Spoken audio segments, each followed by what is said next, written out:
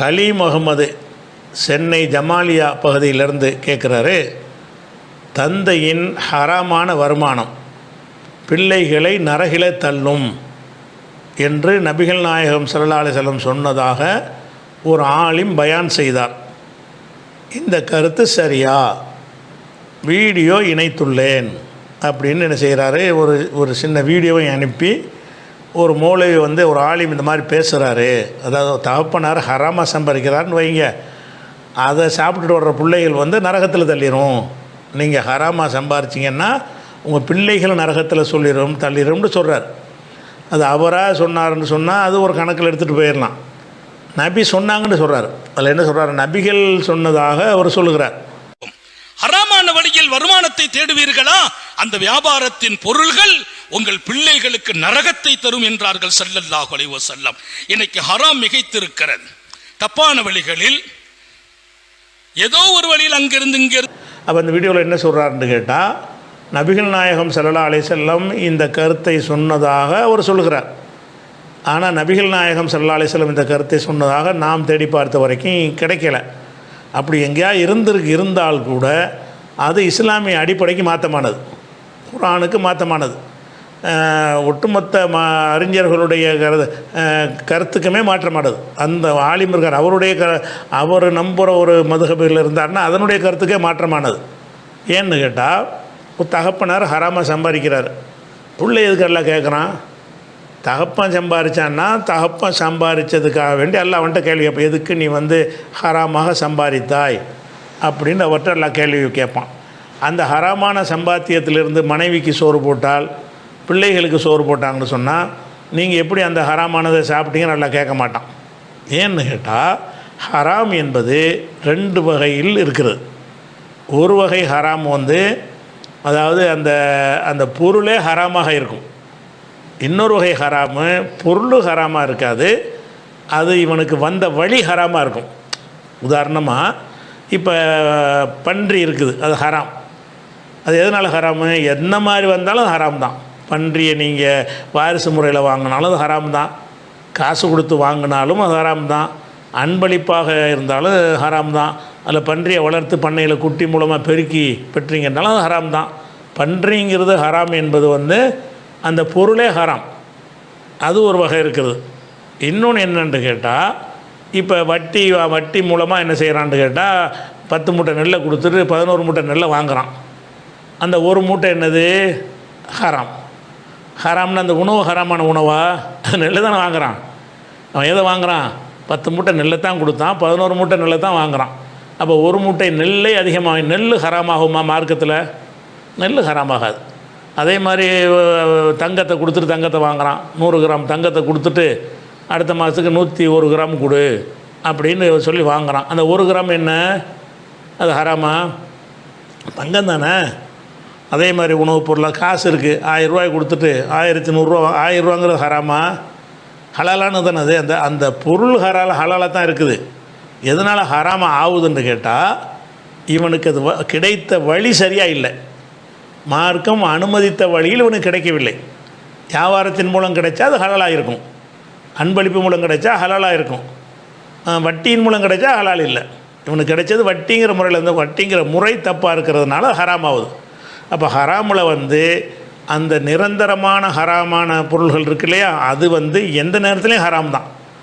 பாப்பாட்டிலேருந்து மகனுக்கு வந்தாலும் ஹராம் தான், வாரிசு முறையில் வந்தாலும் ஹராம் தான். எந்த மாதிரி வந்தாலும் அந்த நமக்கு தடுக்கப்பட்ட ஹராமாக்கப்பட்ட பொருள்கள் இருக்குது இல்லையா, அதனுடைய ஹராம் என்ற தன்மை நீங்காது. இன்னொரு ஹராம் என்னென்னு கேட்டால், நீங்கிக்கிட்டே வரக்கூடியது. இப்போ உதாரணமாக ஒருத்தர் வட்டி மூலமாக ஒரு 1 லட்ச ரூபாயை கடனாக கொடுத்துட்டு 1,05,000 ரூபா ஒருத்தர் வாங்கிட்டார். அந்த 5000 ரூபாய் என்ன? வட்டி. அந்த 5000 ரூபாய் எனக்கு நன்கொடையாக எனக்கு தர்றார், நீங்கள் வச்சுக்கிறங்கிறார்.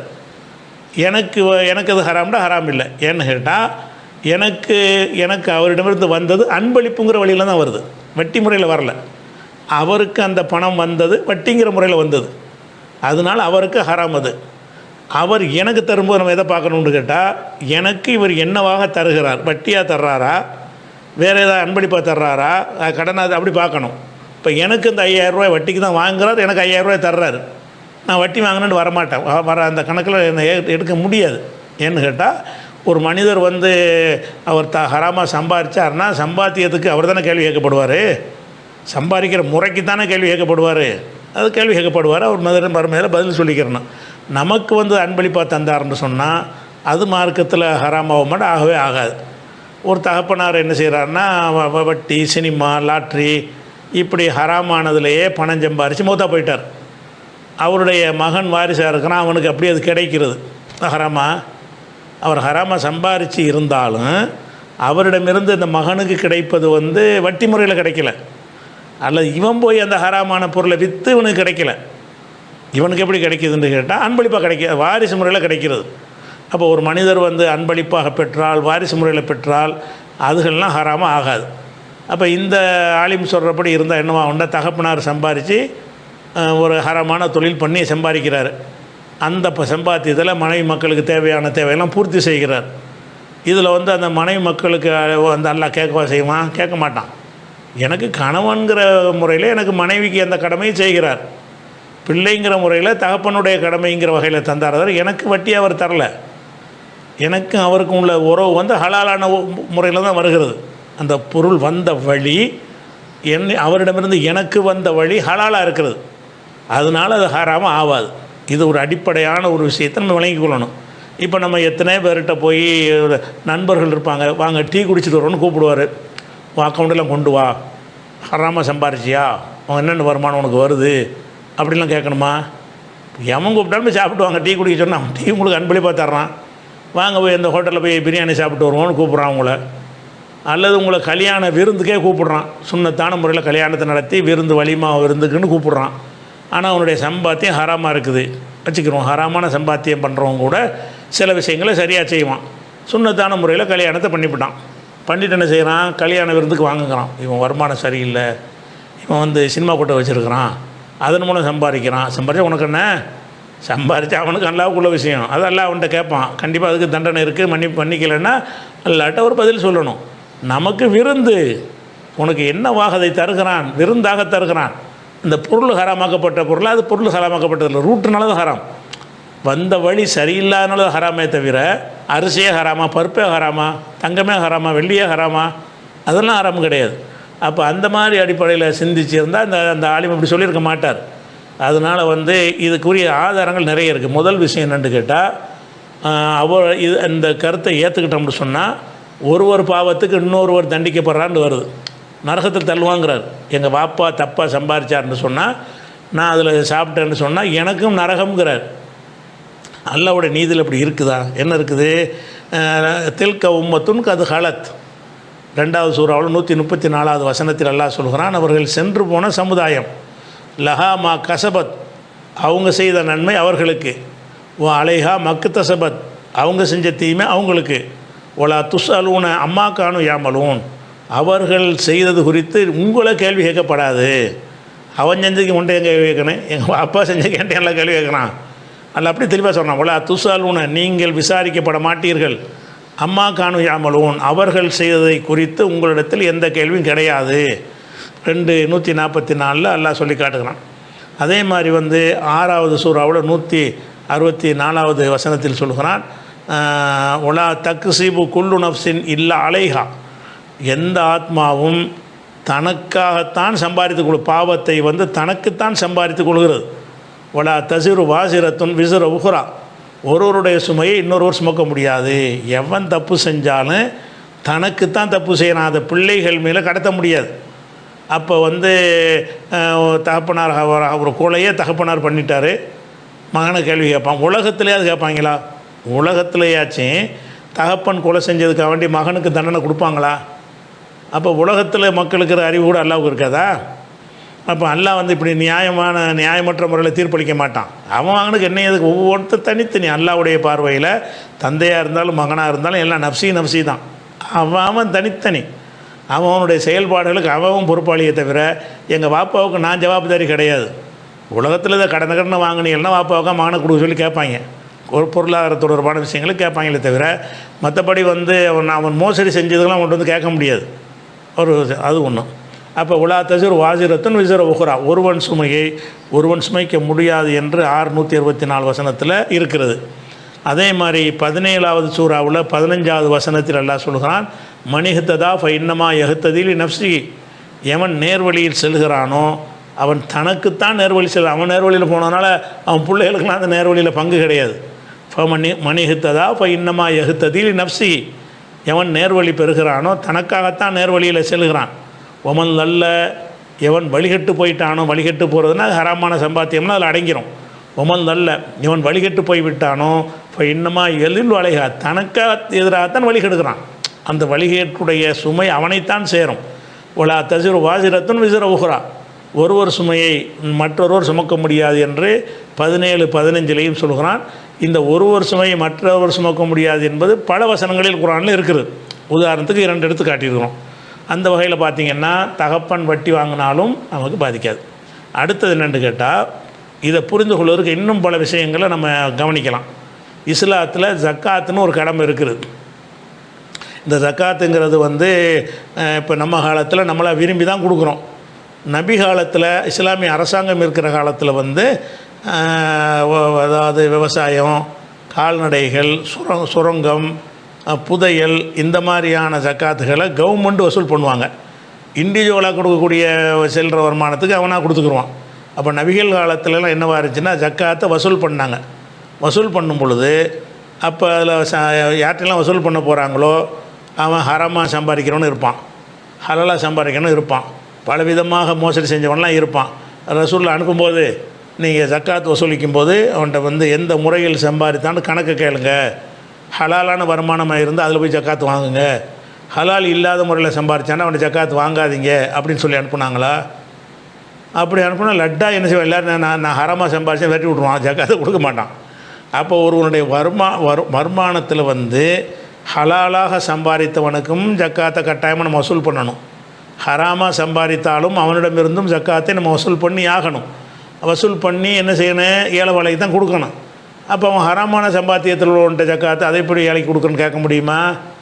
அது ஒரு பார்வை இஸ்லாத்தில் கிடையாது. இஸ்லாத்தில் ஜக்காத்து வசூலிப்பதை யார்கிட்ட தான் வசூலிக்கணும்னா யார்கிட்ட வேணால் வசூல் பண்ணலாம். ஜக்காத்துங்கிறது அந்த பணத்தினுடைய அளவு தான் கணக்கே தவிர அது என்ன மாதிரி வந்தது என்கிற கணக்கு ஜக்காத்துக்கு நிபந்தனை இல்லை. ஜக்காத்து யார்கிட்ட வேணாலும் போய் யார் வசதியாக இருக்கானு கேட்கணும். அவன் தொழில் வேறு மாதிரி தொழில் என்ன வேணாலும் பண்ணிட்டு போகிறான். அது பண்ணுனா அதுக்கு அவனுக்கு அல்லாட்ட கண்டிப்பாக மன்னிக்கலைன்னா அல்லாட்ட குற்றவாளியாக போவான். அந்த டாப்பிக்கு தனி. இப்போ அந்த பொருள் அடுத்தவனுக்கு ஹராமாகுமா?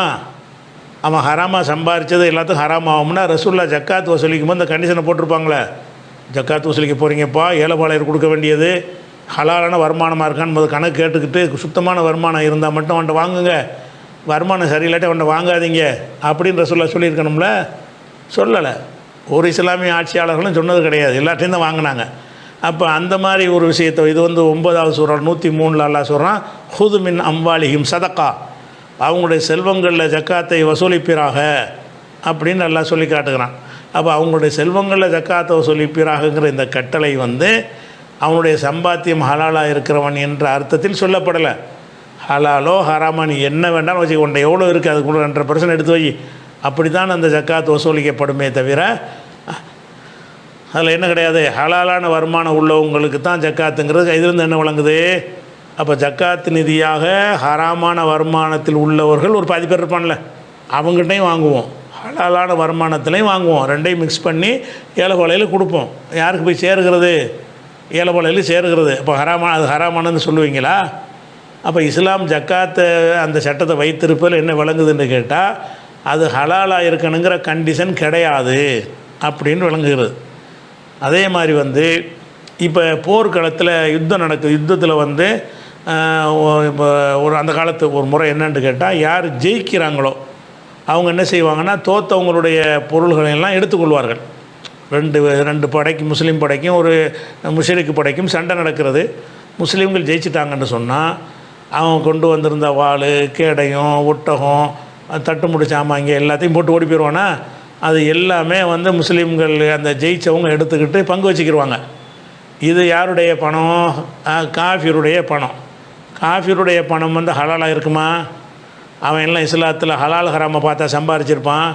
கொண்டு வந்த சாமானில் அதிகமானவை வந்து தப்பான முறையில் அவனுக்கு இந்த சட்டம் கிடையாதுல ஹலால் ஹராம.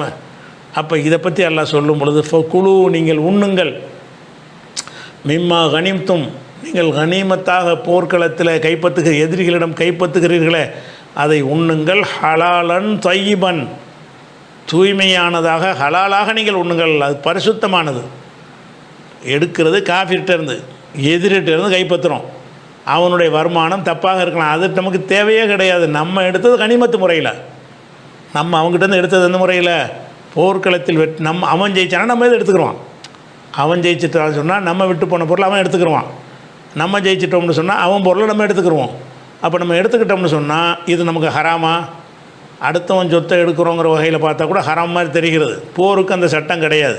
அப்போ இந்த போர்க்களத்தில் எதிரிகளுடைய பொருள்களை கைப்பற்றும் பொழுது அந்த எதிரிகள் அந்த பொருளை ஹராமாக சம்பாதித்திருக்கிறதுக்கு அதிக வாய்ப்பு இருக்குது. அந்த வாய்ப்பு இருந்தும் கூட அதை பற்றி கவனிக்கலை. போர்க்களத்தில் அவன் ஹராமாக சம்பாதிச்சு உனக்கு என்ன, உனக்கு கனிமத்தாக வருது. இது எங்கே இருக்குது? 8வது சூறாவில் 69வது வசனத்தில் இருக்குது. அதே மாதிரி இந்த வாரிசு உரிமை சட்டத்தை பற்றி எல்லாம் சொல்கிறான். 4:7, 4:12, 4:13 இந்த வசனங்கள் எல்லாம் அதை சொல்கிறான். அதில் என்ன சொல்கிறான்டா, லிரி ஜாலி நசீபுன் மிம்மா தரக்கல் வாலிதானி உள்ளக்கரப்பூன உறவினர்களும் பெற்றோர்களும் விட்டு சென்ற சொத்துக்களில் ஆண்களுக்கும் பங்கு இருக்கிறது. அதில் ஹலாலானவற்றில் பங்கு இருக்குன்னு நல்லா சொல்லலை. பாப்பா விட்டுட்டு போனால் பிள்ளைக்கு பங்கு இருக்கிறது. ஒளின் நிசாயி நசீபம் மிம்மா தரக்கல் வாலிதானி உள்ளக்கரப்பூன பெற்றோர்களும் உறவினர்களும் விட்டு சென்ற சொத்துக்களில் பெண்களுக்கும் பங்கு இருக்கிறது. ஆண்களுக்கு கல்ல மின்ஹோ கசர, அது ரொம்ப இருந்தாலும் சரி கொஞ்சமாக இருந்தாலும் சரி அதில் வந்து உங்களுக்கு பங்கு இருக்குது, வாரிசு முறையில் நீங்கள் எடுத்துக்கிறலாங்கிறான். அப்படி சொல்லும்போது என்ன செய்யலை, வாரிசு முறையில் எடுக்கிறேன்னா ஹராம எடுத்துக்கூடாதே. உங்கள் வாப்பா ஹராமாக சம்பாதிச்சார்னா தொடவே செய்யாதுன்ற எல்லாம் சொல்கிறானா. அவங்க விட்டு சென்றவனா முடிஞ்சு போச்சு கதை. நமக்கு வாரிசு முறையில் வருவது நமக்கு ஹலால். நமக்கு வட்டி முறையில் ஒரு ஹராமான பொருளை வியாபாரம் செஞ்ச முறையில் இது வரல. எங்கள் வாப்பா சொத்து எங்கள் மகனுக்கு வாரிசு முறையில் வருகிறது. அப்போ அது என்னது, அது ஹலால். அந்த வாரிசு சட்டம்னா வந்து இவங்க சொல்கிற சட்டம் இருந்தால் வாரிசு சட்டமே இருக்காது. வாரிசு சட்டத்தில் விலக்கியிருப்பாங்க. வாரிசு சட்டத்தை சொல்லும் பொழுது வாரிசுன்னு பிரிச்சுக்கிறும்போது கவனமாக இருங்கள். உங்கள் தகப்பனார் ஹராமாக சம்பாதிச்சார்னா அதை தொட்டு பார்த்துடாதீங்கன்னு மார்க்க சொல்லியிருக்காதா, எங்கேயாவது சொல்லியிருக்குதா? அப்படி ஜக்காத்துக்கு அப்படி சொல்லியிருக்குதா, இது வசூலிக்கிறதுக்கு அந்த மாதிரி சொல்லியிருக்குதா? சொல்லலை. அதே மாதிரி வந்து நபிகள் நாயகம் ஸல்லல்லாஹு அலைஹி வஸல்லம் அவர்களை சுற்றி சில சின்ன சின்ன அரசர்கள் இருந்தாங்க. அப்போ தபூக் யுத்தத்தை முடிச்சுட்டு ரசூல்லா வரும்பொழுது ரசூல்லாவோட கை ஓங்கிருச்சா. அப்போ சின்ன சின்ன அரசர்கள்லாம் என்ன செஞ்சாங்கன்னா, உங்களுக்கு கீழே நாங்கள் வந்துடுறோம் அப்படிங்கிற மாதிரி சிலர் வந்தாங்க. அப்படி வந்ததில் வந்து ஐலாங்கிற பகுதியில் ஒரு சின்ன அரசர் இருக்கிறார். அப்போ அந்த அரசர் என்ன செய்கிறார், ரசூல்லா வந்து தபூக்கு போர்லேருந்து திரும்பி ஆண்டவே வர்ற வழியில் அவருடைய சிற்றரசு இருக்கக்கூடிய ஏரியா வருகிறது. அது வரும்போது ரசூல்லாக்கு என்ன செய்கிறாருன்னா, பகலத்தன் பைலா வெள்ளை வெளேர் என்று ஒரு கோவேறு கழுதையை ரசூல்லாவுக்கு கொடுக்குறாரு. போர் செஞ்சுட்டு வர்றாங்க. அவர் வழி மறிச்சு என்ன செய்கிறாரு, இந்தாங்க நம்ம அன்பளிப்பாக வச்சுக்கிறங்க கோவேறு கழுதையை அதை ரசூல்லா யூஸ் பண்ணிகிட்டு இருந்தாங்க. வெள்ளை கோவேறு கழுதையும் கசாஹு புருதன் அவங்களுக்கு ஒரு போர்வையும் போர்த்தினார். இதை வச்சு இந்த பொன்னாடை போர்த்தலாம்னா சில ஆதாரம் காட்டுவாங்க. சும்மா ஆடையாக பொருத்தி கொள்வது தப்பு கிடையாது. பொன்னாடைங்கிறது வேறு ஒரு சடங்கு மாதிரி போத்துறது தான் தப்பு. இது ஒரு ஆடை தானே. கசாஹு புருதன் அவருக்கு ஒரு போர்வையும் அவர் அணிவித்தார். போர்வையை அணிவித்தார்னா போற்றி விட்டார்னு அர்த்தம். அப்போ இது மாதிரி அவர் அந்த கொடுத்தாருன்னு வருகிறது. இது புகாரில் 3161, 1482 இந்த 2 ஹதீஸில் புகாரில் மட்டும் இருக்குது, வேறு நூல்களையும் இருக்குது. அப்போ ரசூல்லா என்ன செய்யலை, நீ என்னப்பா மன்னருங்கிற, நீ மக்களை கசக்கி புழிஞ்சி வரி வாங்கி தப்பான முறையில் சம்பாரிச்சிருப்ப, இது என்ன சம்பாத்தியம், ஹலாலா ஹராமான்னு கேட்டாங்களா? மன்னருடைய வருமானம் என்ன ஹலாலாக இருக்குங்க? மன்னர்கள்னு சொன்னாலேயே கொடுங்கோன்மை செஞ்சு மக்களை கசக்கி புழிஞ்சி அவங்க வந்து கொடுமைப்படுத்தி தான் வசூலிப்பாங்க. அதில் அப்படிப்பட்ட மன்னர் தர்றாரு, வாங்கிட்டாங்களே. உங்கள்கிட்டலாம் வாங்க முடியாது, உங்கள்கிட்ட ஹலால், நீ ஹலாலாக சம்பாதிக்கிற ஆள் இல்லைன்றாங்களா? எவன் தந்தாலும் வாங்கிட்டு போகலாத, பிரச்சனையே கிடையாது மார்க்கத்தில். வணங்குதா? அதே மாதிரி வந்து இன்னொரு விஷயம் என்னென்னு கேட்டால், தூமத்துல் ஜந்தல்னு ஒரு ஏரியா இருக்குது. அந்த பகுதியில் ஒரு சிற்றரசர் உக்கைதிருன்னு இருக்கிறார். சின்ன சின்ன ராஜாக்கள் இருந்து ரசூல்லா வந்த பிறகு ஒரே சாம்ராஜ்யமாக, பிறகு அபூபக்கர் காலத்தில் எல்லாம் மாறி போச்சு. அப்போ சின்ன சின்ன குட்டி ராஜாக்கள் இருந்தாங்க. அப்போ தூமாங்கிற பகுதியில் வந்து உக்கைதிர்னு ஒரு ஆள் இருந்தார். அவர் என்ன செஞ்சார்னா, ரசூல்லாவுக்கு வந்து ஒரு பட்டு ஆடையை கொடுத்து விட்றார் அன்பளிப்பா. நாங்கள் பெரிய பெரிய ராஜாவாக இருக்கிறோம், நாங்கள் சின்ன ஆளாக இருக்கிறோம், எங்கள் அன்பை காட்டுவதற்காக வேண்டி தர்றோம் அப்படின்னு சொல்லி ஒரு சௌப ஹரீரின் பட்டு ஆடையை அவர் கொடுத்தார். ரசூல்லா நினைஞ்சாங்கன்னா ஃபாழ்த்தாவு அலியன் அதை எடுத்து ரசூல்லா வாங்கி ரசூல்லாவுக்கு அன்பளிப்பாக கொடுத்தது கனிமத்து அந்த மாதிரி வந்தால் அரசாங்கத்தில் சேர்த்துருவாங்க. இது அவங்களுக்கு பர்சனலாக கொடுத்ததுனால மருமகனுக்கு கொடுக்குறாங்க. ஃபாழ்த்தாவு அலியன் அதை மருமகனை அலிகிட்ட கொண்டே கொடுத்துட்டாங்க. கொடுத்து என்ன செஞ்சாங்கன்னா ஆண்களுக்கு பட்டுக்கூடாது, அதனால் ஷாக்கிக்கு ஹுமுரம் பைனல் ஃபவாத்திமே, ஃபாத்திமாக்கள்னால் பெண்கள் அர்த்தம். பொம்பளை பிள்ளைகளுக்கு அதை முக்காட்டு துணியாக பிரித்து கொடுத்துரு. இந்த பட்டு துணி எடுத்து என்ன செய்யுங்க, பொம்பளை பிள்ளைகள் இருப்பாங்கன்னா துணியாக வெட்டி தலையில் முக்காடு போட்டுக்கிறதுக்கு இதை பயன்படுத்திக்கிறங்க அப்படின்னு மருமகன்ட்ட கொடுக்குறாங்க. இப்போ நமக்கு பாயிண்ட் என்னென்னு கேட்டால், அந்த உக்கைதுங்கிற மன்னர்கிட்ட ரசூலுல்லாஹ் ஏன் வாங்கினாங்கன்னா அவர் அது நமக்கு தேவையில்லை, வாங்கலாம், அன்பளிப்பு யார்ட்ட வேணாலும் வாங்கலாம், ஹராமாக சம்பாதிச்சாலும் வாங்கலாம் என்பதற்கு தான் இதெல்லாம் ஒரு ஆதாரமாக இருக்குது. அதே மாதிரி தூ யஸின்னு ஒரு பகுதியில் ஒரு மன்னர் இருக்கிற, ஏன்னா சின்ன சின்ன ராஜாக்கள் நம்ம சேர சோழ பாண்டியர்னு பிடிச்சி குட்டியாக இருந்தாங்கல்ல, புதுக்கோட்டை ராஜா, ராமநாடு ராஜா, அப்படி இப்படி அந்த மாதிரி இருந்தாங்க அந்த காலத்துலேயும் சின்ன சின்ன ராஜாக்கள். அந்த சின்ன சின்ன ராஜாக்களில் தூ யஸின்கிற ஒரு ராஜா இருந்தார். அவர் என்ன செய்கிறாருன்னா ரசூல் ஸல்லல்லாஹு அலைஹி வஸல்லம் அவர்களுக்கு ஒரு ஜோடி ஆடை, ஹுல்லத்துனா ஒரு ஜோடி மேலையும் கீழையும் அணியக்கூடிய மேலாடை ஒன்று கீழாடை ஒன்றுன்னு வைங்கள, அப்படி கொடுத்தாரு. அகதஹா பி சலாசத்தின் சலாசீன பஈரன், அதை 33 ஒட்டகத்துக்கு விலைக்கு வாங்கினார். 30 பெரிய நல்ல மதிப்பான ஒரு ஆடை, அதனோட மதிப்பு எவ்வளோன்னா 33 ஒட்டகம் கொடுத்து வாங்குகிற அளவுக்கு உள்ள ஒரு மதிப்பு உள்ள ஒரு ஆடையை கொடுத்தாங்க. கபிலஹா, ரசூலுல்லாஹ் அதை பெற்றுக்கொண்டார்கள், ஒப்புக்கொண்டார்கள்ன்றது. அப்போ அந்த மன்னர் ஆடம்பரமான ஒரு பகட்டான ஒரு ஆடையை கொடுக்குறாரு. நீ சம்பாத்தியம்லாம் ஹலாலாக இருக்குமா, முதல்ல கணக்கு காட்டு, அப்படிலாம் வாங்க முடியாதுன்ற சொன்னாங்களான்னா இல்லை, வாங்கிட்டாங்க. இது அபூதாவுல 4034வது ஹதீஸில் இருக்குது. அதே மாதிரி ஒரு யூத பெண் நபிகள் நாயகம் ஸல்லல்லாஹு அலைஹி வஸல்லத்தை ஹைபர் போருக்கு தோல்வி அடைஞ்ச பிறகு இவர் எப்படி காலி பண்ணணும் என்பதற்காக வேண்டி ஒரு யூத பெண்ணு ஆட்டு இறைச்சியில் விஷத்தை கலந்து தயாரித்து பொரித்து கொண்டாந்து சாப்பிட்ற மாதிரி கொண்டாந்து அந்த பெண்ணு கொடுக்குறா. ரசூலுல்லாஹ் அதை சாப்பிட்டாங்க. சாப்பிட்டு அதில் அதை காட்டி கொடுத்துட்டான். அதோட அவர் இன்னொரு ஆள் சாப்பிட்டு அவர் இறந்துட்டார். ரசூலுல்லாஹ் பாதிக்கப்படலை. இது நமக்கு டாபிக் அது இல்லை. இப்போ அந்த யூதர்களுடைய வருமானம் என்ன?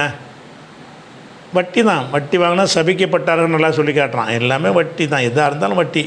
வட்டியிலேயே மூழ்கி கிடக்கிற ஒரு சமுதாயத்தை சேர்ந்த ஒரு பெண்ணு ஒன்றை கொடுத்தான்னா அது வட்டியில் உள்ள காசாகத்தானே இருக்கும், அது வாங்கிக்கிறாங்க. ரசூலுல்லாஹ் விஷந்தறிஞ்சு தடவுன்னு. ரெண்டாவது விஷயம், முதல்ல எதை வச்சு வாங்குகிறாங்க, அவங்க யூதர்னு தெரிகிறது, வட்டி தான் தொழில்னு தெரிகிறது, ஒண்டாமல் வாங்கிட்டாங்க. அப்போ அதில் புகாரில் 2617வது ஹதீஸில் இதை பற்றி இருக்குது. அது மாதிரி இது புரிஞ்சுக்கிறதுக்காக என்ன செய்கிறாங்கன்னா இன்னொரு ஹதீஸை வச்சு நீங்கள் இதனுடைய சரியான ஒரு விஷயத்தை புரிஞ்சுக்கிடலாம். இப்போ ரசூல் ஸல்லல்லாஹு அலைஹி வஸல்லம் அவர்களுக்கு சதக்கா ஹராம், நல்லா தெரியும் உங்களுக்கு. சதக்கா ஜக்காத்து கூடாது. இப்போ என்ன செய்கிறாங்கன்னு கேட்டால், ஒருத்தங்க பரீராண்டு ஒரு அடிமை பெண் இருந்தாங்க ஆயிஷா நாய்கிட்ட. அந்த அடிமை பெண்ணுக்காக வேண்டி ஒருத்தங்க என்ன செய்கிறாங்கன்னா ஒரு இறைச்சியை சதக்காவை கொடுக்குறாங்க. சதக்கான்னு சொன்னால் ஏழ்மையில் இருக்கிறாங்கன்னு பரிதாபப்பட்டு கொடுக்கறதுக்கு பேர் சதக்கா. நல்ல ஒரு அந்தஸ்தில் இருக்கிறாங்கன்ட்டு மதித்து கொடுக்கறதுக்கு பேர் ஹதியா. ஒரு மதிப்பாக கொடுக்கறதுக்கு பேர் ஹதியா, பிச்சை போடுறதுக்கு பேர் சதக்கா. இப்போ பரீராங்கிற ஒரு அடிமையாக தானே இருக்கிறாங்க, ரொம்ப ஏழை பொண்ணாக இருக்குது, அதை கொடுத்துட்டு வாங்க அப்படின்னு சொல்லி அவங்களுக்கு ஒரு இறைச்சி வருகிறது. அந்த இறைச்சி அவங்க என்ன செய்கிறாங்கன்னா ரசூலுல்லாஹ் கொண்டாந்து கொடுக்குறாங்க. கொடுக்கும்போது என்ன செய்கிறாங்கன்னா, இது எனக்கு சதக்கா வந்துச்சு, உனக்கு சதக்கா வந்து எனக்கு சதக்கா வரலையில, நீ எனக்கு அன்பளிப்பாக தானே தர்ற, என் மேலே பரிதாபப்பட்ட தர்ற அப்படின்னு ரசூலுல்லாஹ் என்ன செய்யறாங்க கேட்டால், அலைஹா சதக்கா, அது பரீராவுக்கு தான் சதக்கா வந்துச்சு, ஒவ்வொருனா ஹதியா, அது நமக்கு ஹதியா வந்திருக்குது. ரசூலுல்லாஹ்வுக்கு பரீரா கொடுத்தது பிச்சை போடலை, பரீராவுக்கு அந்த செல்வந்தர்கள் கொடுத்தது பிச்சை, தர்மமாக கொடுக்குறார்கள். அந்த தர்மத்தை வாங்கி ரசூலுல்லாஹ்வுக்கு தர்மமாக அந்த அம்மா கொடுப்பாங்க. அவங்களே ரசூலுல்லாஹ்ட்ட அடிமையாக இருக்கிறாங்க. அவங்க முதலாளிக்கு பிச்சையாக போடுவாங்க. அப்போ ரசூலுல்லாஹ்வுக்கு என்ன கொடுக்குறாங்கன்னா, அது முகபத்தை காட்டுறக்க வேண்டி, எனக்கு வந்துச்சு, நீங்கள் நான் அன்போடு உங்களுக்கு தர்றேன் அப்படின்னு கொடுத்தாங்கல்ல. அப்போ ரசூலுல்லாஹ் அப்படி பிரிக்கிறாங்க.